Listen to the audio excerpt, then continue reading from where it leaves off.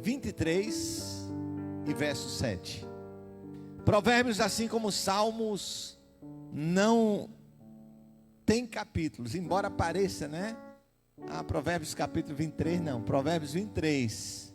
Porque Provérbios, cada provérbio ele começa e encerra um pensamento. Provérbios 23, 7. Porque como imaginou no seu coração, assim é ele. Come e bebe, te disse ele, porém o seu coração não está contigo. Vamos trabalhar nessa noite a parte A desse versículo. Porque como imaginou no seu coração, assim ele é. Eu quero dar um tema a esta mensagem. O que ocupa a sua mente controla a sua vida. E guarda essa frase porque ela é muito forte. O que ocupa o seu pensamento controla a sua vida. Preste atenção nisso e você vai ver que é algo extremamente verdadeiro. O que ocupa a sua mente controla a sua vida. Domine seus pensamentos e você vai comandar o seu destino. Porque tem muita gente vivendo em derrota espiritual. Porque a sua mente não tem sido ocupada pelas coisas do alto. O apóstolo Paulo diz: pensai nas coisas do alto e não nas que são aqui da terra. Colossenses 3, 2. Pensai, pode colocar aqui para a gente, Nildo, Colossenses 3, 2. Pensai nas coisas que são de cima e não nas que são da terra. Ora, no grego, a palavra pensar, ela quer dizer fixar a mente sobre. Fixar a mente sobre. Fixemos a mente nas coisas que são do alto. O que ocupa o teu pensamento controla a tua vida. Deus fala a Josué no capítulo 1 e no versículo 8. Josué 1:8 é um texto bem conhecido nosso. Não se aparte da tua boca o livro desta lei, antes medita nele dia e noite. Ou seja, antes ocupa o teu pensamento com a palavra de Deus. Ocupa o teu pensamento com a palavra de Deus. E se você parar e pensar hoje, quais são os resultados que você vem obtendo em sua vida nos últimos anos? Quais são os resultados que você vem obtendo? Muitas pessoas buscam sucesso profissional na influência consumista da sociedade. Você já parou para pensar o que te move verdadeiramente? O que tem ocupado o teu pensamento? Estados Unidos é o país das pesquisas. Você pense em qualquer pesquisa, vai lá no acervo norte-americano e você vai encontrar. E eles perguntaram a cerca de 1.000 pacientes terminais quais eram os maiores arrependimentos das suas vidas. Chegou para 1.000 pacientes terminais e perguntaram: qual é o maior arrependimento da sua vida? E a resposta dada, na sua grande maioria, foi: eu gostaria de ter tido a coragem de viver a vida que eu quis, não a vida que eu esperava. Gostaria de ter a coragem de viver a vida que eu quis, não a vida que eu esperava que eu vivesse. E eu queria olhar com você de forma rápida, pois o nosso tempo é curto, na vida de um homem registrada na palavra de Deus e ver como o pensamento controla a vida. Como o que ocupa a mente controla a vida. Esta é uma verdade científica, é uma verdade psicológica, mas é uma verdade da Bíblia. Por isso eu quero trazer essa verdade para a Bíblia. Até porque Provérbios 23:7 diz: assim como pensa na sua alma, assim a pessoa é. Ou seja, o que ocupa o teu pensamento controla a tua vida. A história desse homem ocupa 25 capítulos do livro de Gênesis. Seu nome, Jacó. A Bíblia conta que Jacó nasceu agarrado ao calcanhar do seu irmão gêmeo mais velho, Esaú. Daí o nome Jacó. O judeu, ele tem por princípio colocar o nome, pelo menos tinha, não sei se tem ainda hoje, com um significado. E Jacó, ou Jacob, significa ele agarra. Ele agarra. Devido ao episódio do seu nascimento, e ele nascer segurado o calcanhar. O nome Jacó, geralmente traduzido por apanhador de calcanhar, agarrador de calcanhar, ou suplantador, que é derivado de dominar ou segurar o calcanhar. Acredita-se que em hebraico o nome Jacó tenha sido uma abreviação intencional de Jacob, que significa Deus proteja. O nascimento de Jacó está registrado em Gênesis 25, de 21 a 28. Sua mãe, Rebeca, assim como sua avó Sara, era estéril e esperou por filhos durante 20 anos. Seu esposo, Isaque, intercedeu ao Senhor em favor dela. Então Deus ouviu as orações.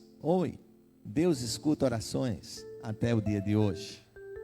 E Ele ouviu a tua oração nesta noite. Creia nisso, em nome de Jesus. Deus ouviu as suas orações e abriu a madre de Rebeca. E ela gerou gêmeos, Esaú e Jacó. Não se sabe ao certo a data exata em que Jacó viveu. Alguns estudos estipulam que Abraão teria vivido entre 2000 e 1900 a.C. E se esse estudo está correto, então Jacó viveu em aproximadamente 1800 a.C. Com o nascimento dos filhos de Isaque, a promessa de Deus estava sendo renovada. Esaú era o primogênito dos gêmeos. Então, era naturalmente de se esperar que Esaú fosse o herdeiro do seu pai. Mas antes mesmo do nascimento de Esaú e Jacó, Deus, pela sua soberana e infalível vontade, já havia determinado que Jacó herdaria a promessa. Queria dizer a você que uma coisa que a gente precisa aprender como crente, como filho de Deus, é que Deus é soberano. E a palavra soberano significa que pode todas as coisas. Pastor, Deus podia ter escolhido Jacó no lugar de Esaú. Ele é soberano. Deus não está subordinado ao que eu penso. Deus não está subordinado ao que eu acho. Se estivesse, Ele não seria Deus. Mas eu não acho que Deus vai agir dessa maneira. Deus não está subordinado ao que eu acho. Ele é Deus. Deus não pode fazer isso. Deus não está subordinado às limitações humanas. Ele é Deus. Ele é soberano. E na sua soberania, Ele escolheu. No Oriente Próximo, no Oriente Antigo, o filho primogênito, ele herdava, no mínimo, o dobro das posses do seu pai. Eu sei que quem é irmão mais novo aqui disse que bom que isso mudou. Que bom que agora é tudo igual, né? A herança é igual. Mas mudou também a herança, né? Hoje quase não há herança dos pais para os filhos. Hoje, né? E quando há, é uma para dividir para todo mundo. Mas no Oriente Antigo, o mais velho, ele tinha primazia. Ele recebia no mínimo 2 vezes mais do que o mais novo. Além disso, ele recebia uma série de privilégios. Ele era o chefe social e religioso da família. E você conhece a história. Aproveitando-se da fome de Esaú. Gente, o que ocupa o seu pensamento dirige a sua vida. Aproveitando-se da fome de Esaú, que acabava de retornar do campo, eu acredito que ele só pensava em comer, só via na frente dele comida, comida, comida. E Jacó aproveitou aquele momento, um momento de fraqueza.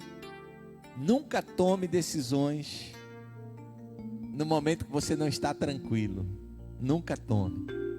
São decisões que facilmente você vai vir a se arrepender depois. Nem tome decisão quando você estiver muito alegre. Quando a gente está muito alegre, deve ser assim com você, é comigo. Quando a gente está muito alegre, a gente, tudo que pedir a gente dá, né? Eu quando criança, quando eu queria pedir as coisas à minha mãe, eu aproveitava um momento de maior alegria. Então quando minha mãe estava no momento de maior alegria, chegava junto dela: mãe, posso fazer isso? Pode, filho. Não é assim? Passava, aí depois eu ia fazer, mamãe dizia: quem deixou você fazer isso? Senhora. Quando foi? A senhora estava conversando com fulana lá, tal. Eu cheguei junto da senhora, lembra? Ah, você aprontou, porque eu não estava prestando atenção. Mas a senhora concordou, né? Então, nunca tome decisão em momento de extrema alegria. Também não tome decisão em momento de extrema tristeza. No momento de extrema tristeza, você está vulnerável. Tome decisões no momento de equilíbrio. Por isso que às vezes a gente tem que contar até 10. Sabe aquela tese? Conte até 10. Quanta coisa a gente evita se a gente contar até 10, tá? Porque o pensamento dirige a vida. E aí Esaú, no momento que ele só via a comida na sua frente, o cheiro do guisado entrava nas suas narinas, né? E ele é atraído. Antigamente isso mudou. Dizia-se que os homens, né, eram atraídos pela comida. Daí havia um capricho das moças em cozinhar. E quando chamava o namorado, vamos almoçar lá em casa, aquele almoço. Hoje mudou, hoje tem homem que cozinha muito bem também e tenta atrair Mas a verdade é que Esaú foi atraído. E ele repassa a sua primogenitura. E ele repassa, e aquilo era em caráter irrevogável. Não tinha o direito que nós temos hoje, que pudesse alegar depois que ele agiu sobre efeito da fome, né? Não, foi irrevogável aquilo ali. E meus queridos amados, Isaac, já idoso, comunicou que transmitiria sua bênção patriarcal. Ele pediu que Esaú preparasse para ele o seu prato favorito. E aí é nesse momento que acontece. Rebeca, a sua mãe, para ela Jacó era o seu preferido. Para Isaac, Esaú era o seu preferido. Gente, quando mãe e pai têm filho preferido, isso dá um problema tão grande. Isso dá um problema. E aqui deu um problemão. Porque Rebeca agia em favor de Jacó e preparou tudo. E o seu pai, já com a cegueira da idade, não existiam as cirurgias de cataratas naquela época, né? Muita gente terminava perdendo a visão. E ele já sem enxergar, Rebeca ali armou. E o seu pai, e Isaac abençoou a Jacó como se estivesse abençoado a Esaú. a mente, o que ocupa a sua mente, dirige a sua vida.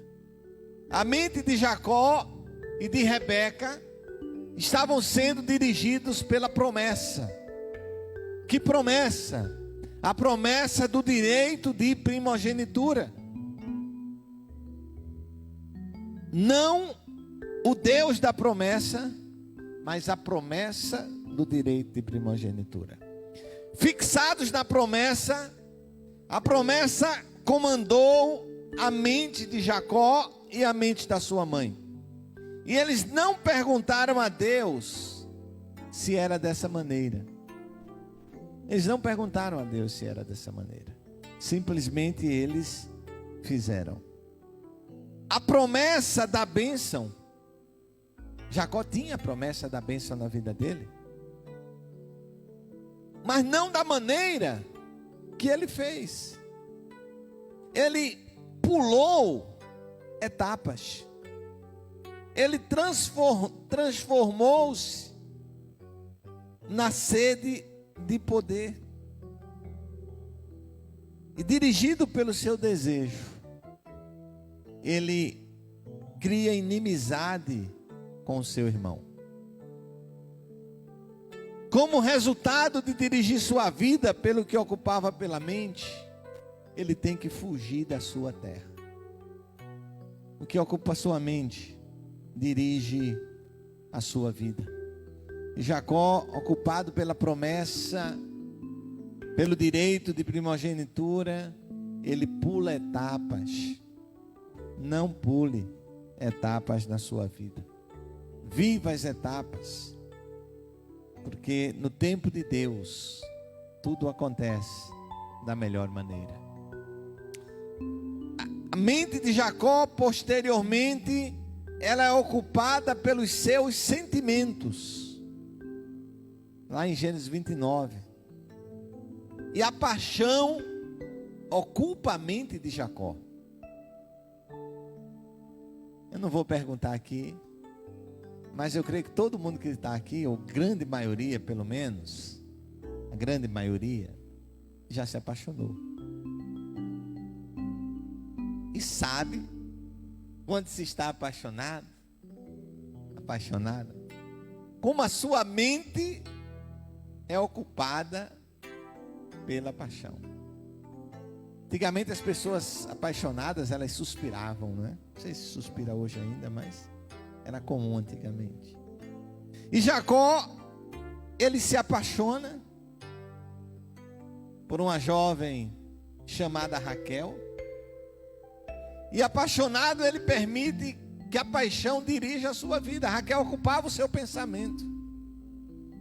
E o pai de Raquel, muito esperto, diz a Jacó: você quer casar com a minha filha? Você precisa trabalhar 7 anos para mim. Sempre que eu falo sobre esse texto, eu pergunto aos rapazes se eles estariam dispostos a trabalhar 7 anos pelo amor da vida deles. A Jacó aceitou trabalhar 7 anos. 7? Não. Ele aceitou trabalhar 14 anos. Porque disse que a gente planta o que colhe. E Jacó enganou e foi enganado. Recebeu na mesma moeda. Seu tio Labão o engana.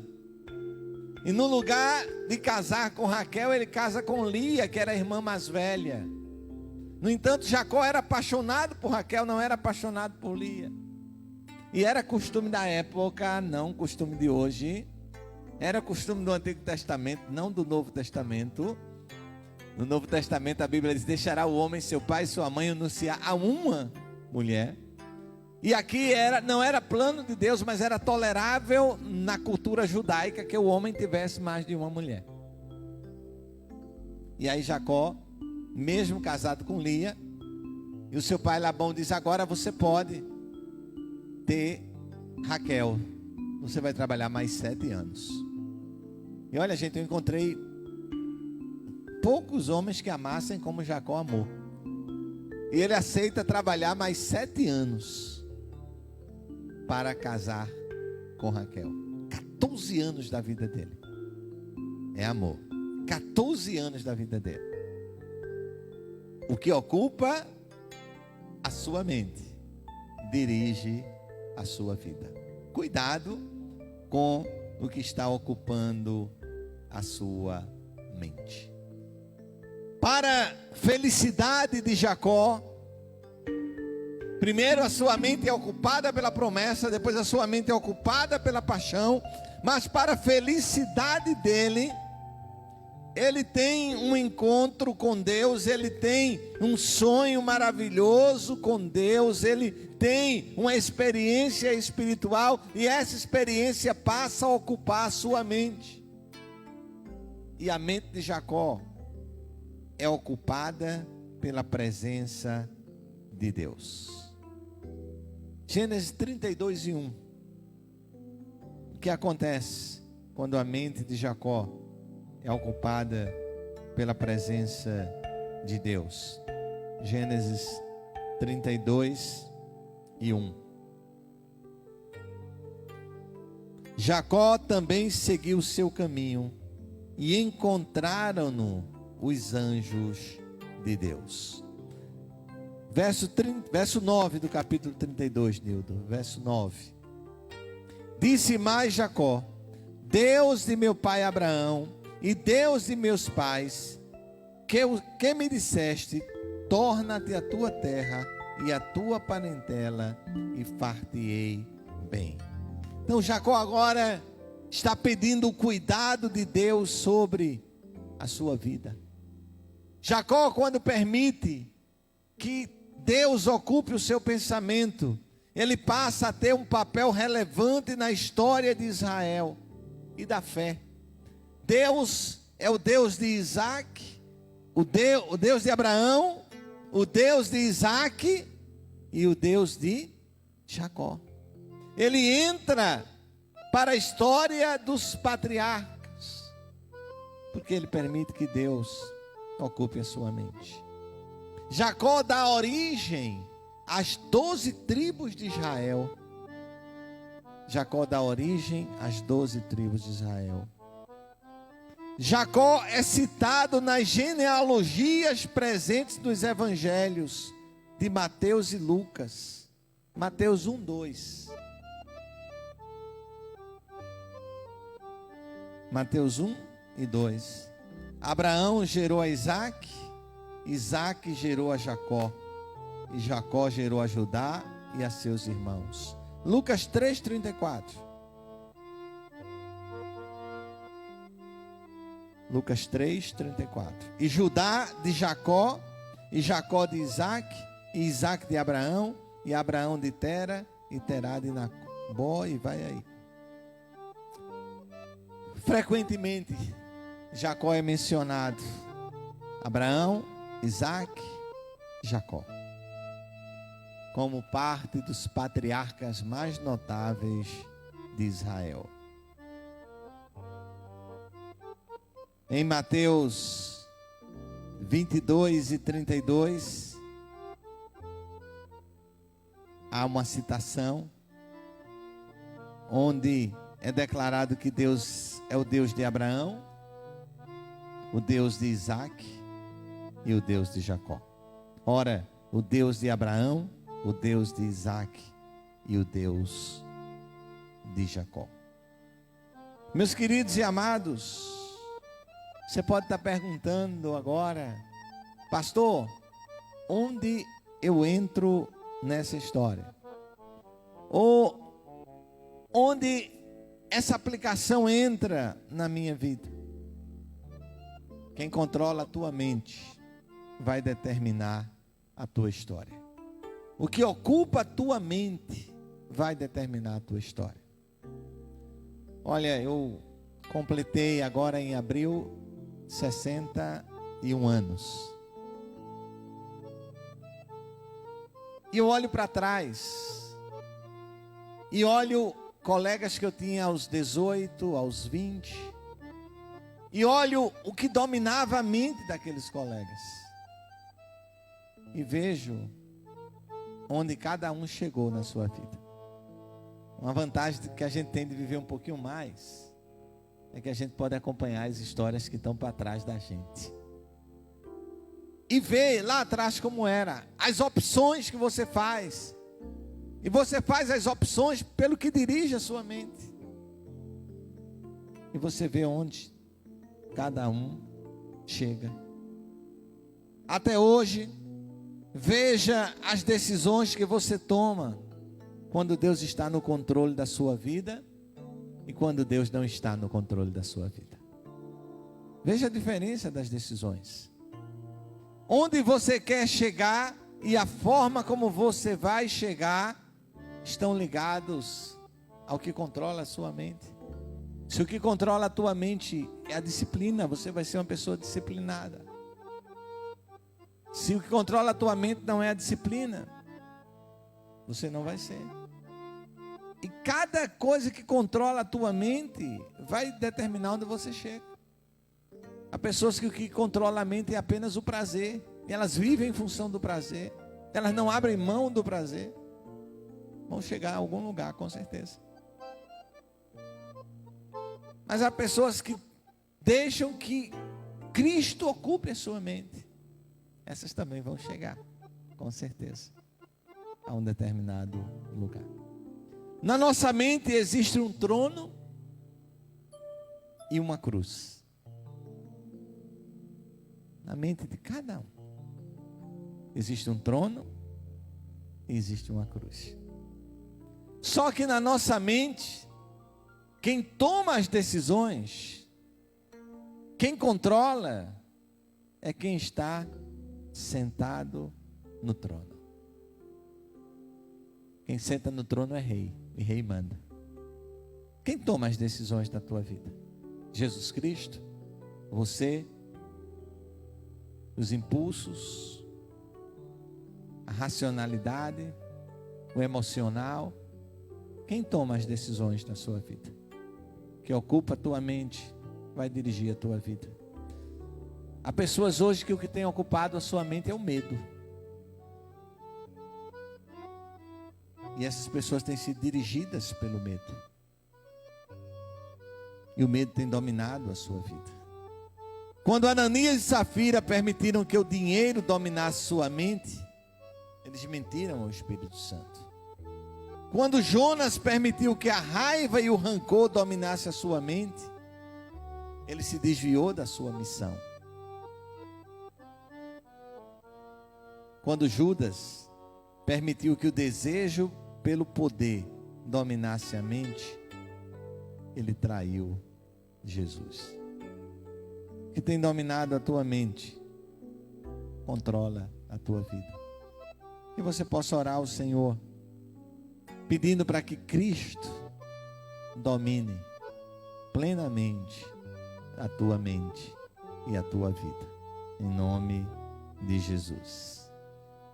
Eu quero convidar os nossos diáconos e diaconisas para o momento de dedicação ao Senhor dos nossos dízimos e ofertas.